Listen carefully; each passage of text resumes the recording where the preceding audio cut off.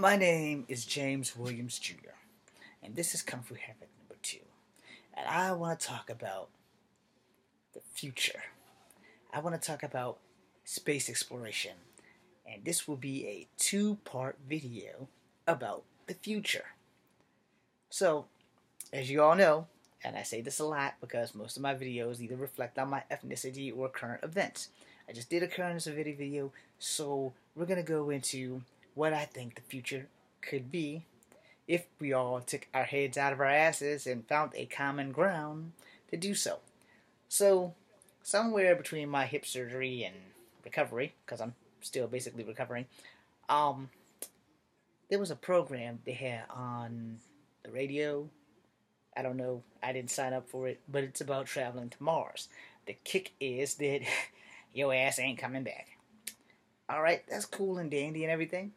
And I think that we should have that so that people can travel to Mars. As long as we don't wind up like Gundam Wing and be at war with each other over planetary colonization.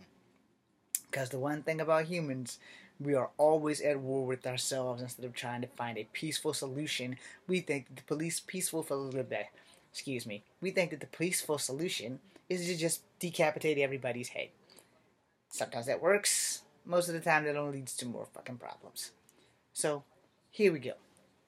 In the future, if we can find enough technology to colonize Mars, the first thing you're going to need is an artificial gravity unit, as well as an artificial air unit so that we can breathe, because we all know that humans can't breathe in space. So, we need scientists of 2, and we need dreamers of 2. See, the dreamers can dream up the inventions. The scientists can make it work. So with a dreamer, a scientist, and the engineer to put this shit together, we could have anti-gravity, or a gravity unit of artificial making intelligence, and we could have an artificial air maker. They can take the air from plants and colonize Mars with plants so that we can make, air so that we can breathe. Now, it may take maybe 4 or 5 more generations before there's a complete civilization on Mars. But I used to watch a lot of Tenchi Muyo, and if we make a dome around there that we can control all that stuff, like weather and everything, it would be cool. So why don't we stop fighting each other and start working together on how can we colonize Mars? How can we colonize further planets out there? Now, I'll be one to tell y'all, and not because I used to be in the Army. I believed this before I joined the Army, and, if I disappear forever, it's probably because of this video. Well, anyway, I'm a strong believer in that there are aliens out there. I don't think that everybody is meant to see them. It's the same thing I feel about ghosts. Only some people can see them, and most of the people who really don't want to see them are generally ones to see them because they're skeptics. And most of the skeptics are the first ones to say, yeah, I don't believe that. Well, here's the thing. As I've done videos on space and time and alternate dimensions and shit like that, how do you know it's not you slipping through a time warp and just seeing things that you were meant to see for that moment in time? Anyway, moving on. The thing about colonizations of other planets. If we're killing everyone here, we can't colonize there. So first and foremost, you need to stop killing everyone here. So for all you terrorists, if you haven't watched the movie Dune, D-U-N-E, Dune, don't ask me who wrote it because I can't remember his name right now, but the best movie was with Kyle MacLachlan and Patrick Stewart. Only 2 people I remember. I'm sorry for everyone else. Oh yeah, Sean Young. Okay, so only 3 people I remember.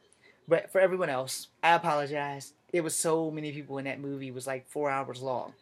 So trying to sit through it for 4 hours and watching it straight without going to the bathroom, it's kind of difficult to remember who's actually in the movie when you have to go and take a pee. So, let's say that we as people get like Dune. It might take thousands of years or whatever to colonize these other planets, and then we start finding what we can use as materials for money, and then stuff in that movie was specifically spice. So I guess it was like sand and dirt and all these other things that they used from worms, and it gave people powers and everything like that. Well, here's the thing. There's no guarantee that we don't already have genetic mutant powers. It's just the fact that 95% of the human race does not use the whole 110 powers of your brain system. So that's an issue on how to unlock that. But I'm pretty sure that since humans are built to adapt, once we colonize these other planets, we'll be able to adapt and live damn near anywhere. We haven't figured out how to adapt and live in space yet, but I'm pretty sure somebody will figure it out. It won't be in my lifetime.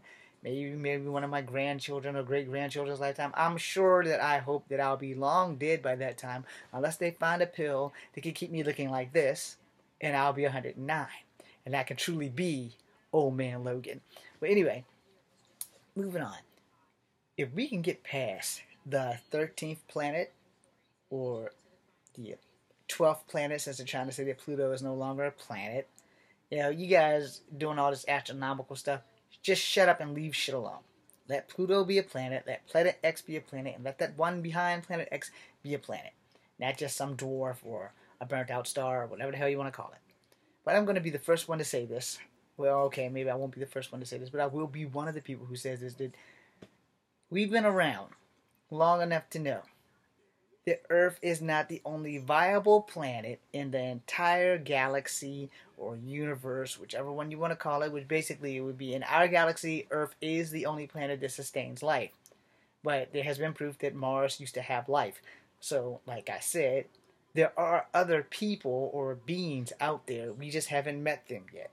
Hopefully, they will all be friendly by the time they read this transmission. Please be friendly. Don't come here starting a fight. We have enough problems. We're already killing our own.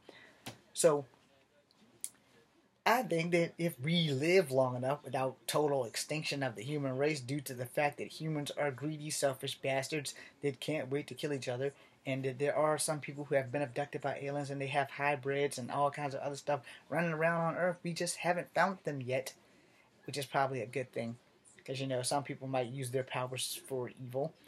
And to all the dictators who might not want to know this, you guys aren't helping us to get to the other worlds by killing all of the innocent people who may have been the people who could cure AIDS or cancer or discover how to help us breathe underwater or breathe in space. But you're too busy going around killing innocent people, so therefore you don't know who they could have been, the destiny of man that you've destroyed. So first, all you terrorist leaders, you get the finger. And second, stop following them for all you young radicals. Okay, I'm going to stop now and make the second video to this video. Okay? Cool.